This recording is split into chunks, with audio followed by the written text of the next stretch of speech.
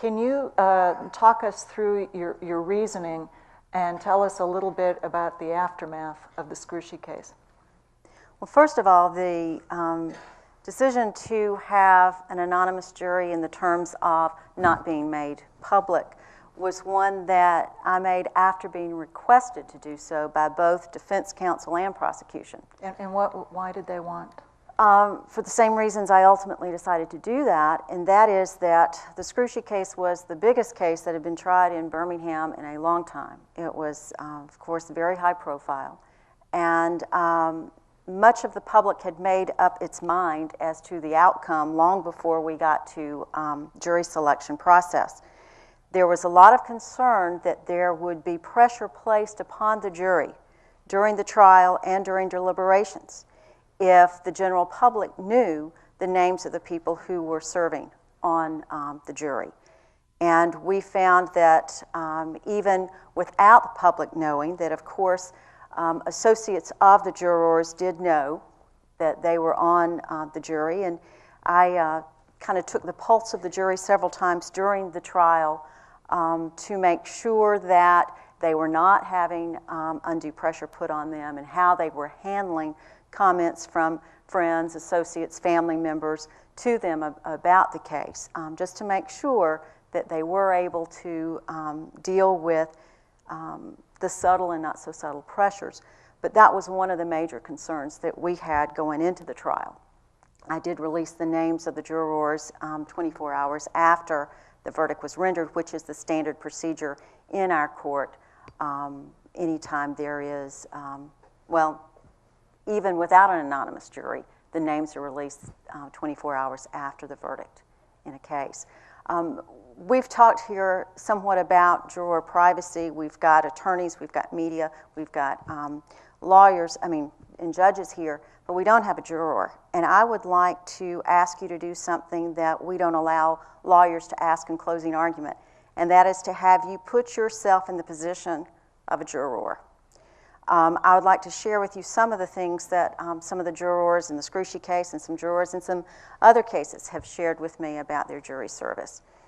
Assume that you're like most jurors. You've got job responsibilities, you've got family responsibilities, everything is rolling along hunky-dory, and then you get this summons in the mail ordering you to appear for jury duty. Most of the time in our court it's for a 2-week term.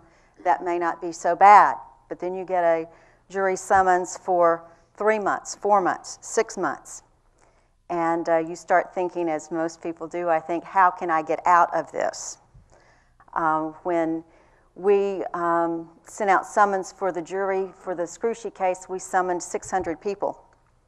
Before the first group appeared, we had issued more than 300 excuses. And these were valid excuses because I did them myself. And I didn't let people out just, willy-nilly.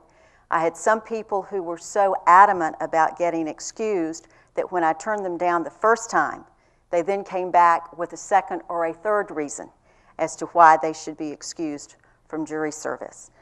When we went through the standard qualification session, I had prepared a special speech to give to these jurors, talking about the sacrifice that we were asking them to make, which is what jury service is. We all have civic responsibilities, but I think jury service is the only one that we're drafted for and really don't have much of a choice, because if you don't show up, we'll send the marshals out to find you. But I explained to the jury that we were asking them to make a sacrifice, and that it was a sacrifice that was necessary for our justice system because we value the right to a jury trial and the right to an impartial jury. And I told them that, in this time when we had people fighting for the cause of freedom and justice around the world, it would be a sad situation if we couldn't find people in Birmingham, Alabama willing to make the sacrifice.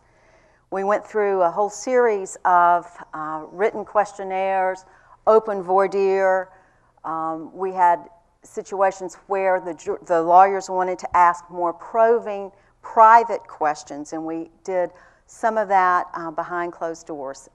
Very little of it in comparison to some of the other cases.